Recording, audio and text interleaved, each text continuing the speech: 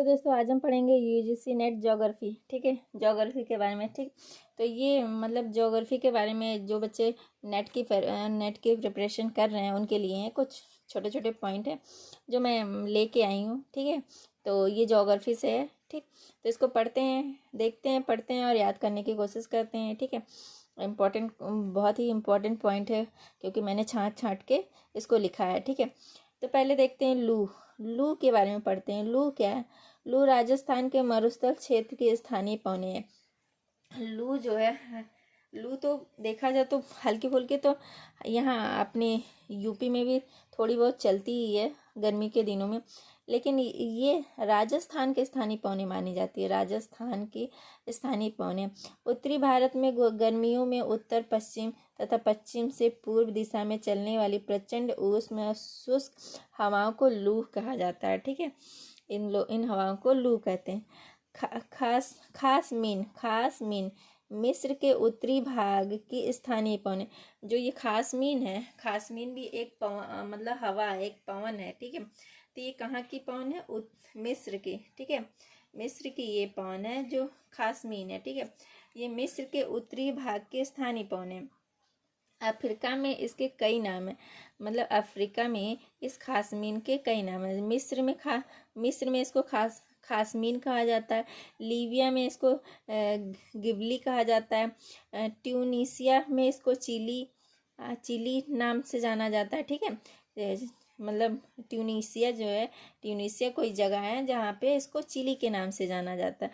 मतलब एक खास मीन पवन, इसके कई नाम हैं। हर जगह इसको कई नाम, मतलब अलग अलग नाम से जाना जाता है। चिकून। ठीक है, राकी पर्वतीय ढालों के सहारे चलने वाली गर्म तथा शुष्क स्थानीय पौने। ये राकी पर्वत जो होता है, राकी पर्वतीय ढालों के सहारे ये चलने वाली गर्म और शुष्क स्थानीय पौने। संयुक्त राज्य अमेरिका में चिकून कहते हैं, चिनूक कहते हैं। संयुक्त राज्य अमेरिका में इसको चिनूक कहते हैं। फान अल्फास पर्वतीय क्षेत्र में स्थानीय पवन है। ये जो फान जो है अल्फास के पर्वतीय क्षेत्र में ये स्थानीय पवन है। ठीक है, गोर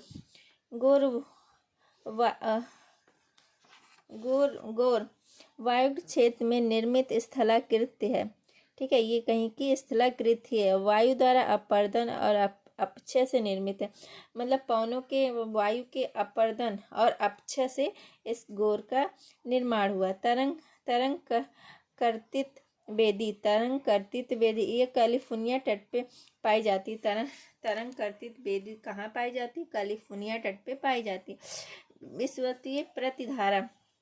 विषुवतीय प्रतिधारा की औसत गहराई कितनी होती है? तो विषुवतीय प्रतिधारा की औसत गहराई होती है 100 मीटर होती है विषुवतीय प्रतिधारा की औसत गहराई। ठीक है,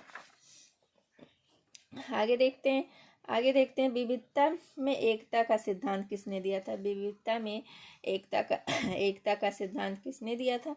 तो यूनिटी इन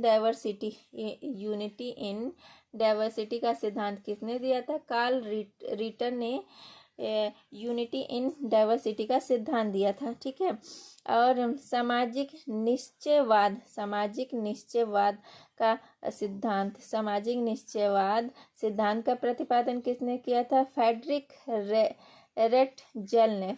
रेटजेल ने सामाजिक निश्चयवाद का सिद्धांत का प्रतिपादन किया था। ठीक है, समग्र स्थलीय सिद्धांत का प्रतिपादन किसने किया था?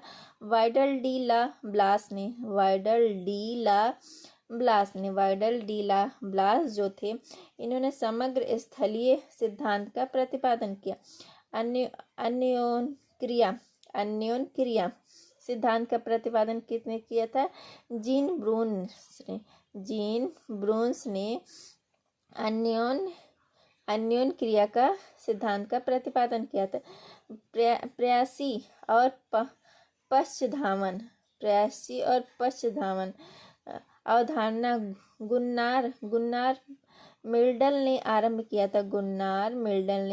किया था। प्रयासी और पक्षधावन के बारे में, ठीक है। अस्तित्ववाद, अस्तित्ववाद क्या है? वह दार्शनिक विचार जिसके अनुसार व्यक्ति अपनी प्रकृति की रचना के लिए स्वयं जिम्मेदार है, अस्तित्ववाद के नाम से जाना जाता है। अस्तित्ववाद की परिभाषा क्या है? अस्तित्ववाद है क्या? तो वह दार्शनिक विचार जिनके अनुसार व्यक्ति अपनी प्रकृति की रचना के लिए स्वयं जिम्मेदार होता है, मतलब खुद जिम्मेदार होता है, अस्तित्ववाद के नाम से जाना जाता है, ठीक है। तो इसमें मैं बहुत बड़ा बड़ा नहीं, छोटे छोटे पॉइंट जो याद करने वाले पॉइंट है, एग्ज़ाम में आने वाले पॉइंट है, उसको मैंने रखा है, ठीक है। तो आप इसको पढ़िए और देखिए। तो थैंक यू। मेरी वीडियो कैसी लगी प्लीज़ कमेंट करके बताइए। मेरी वीडियो को लाइक कीजिए, शेयर कीजिए, सब्सक्राइब कीजिए।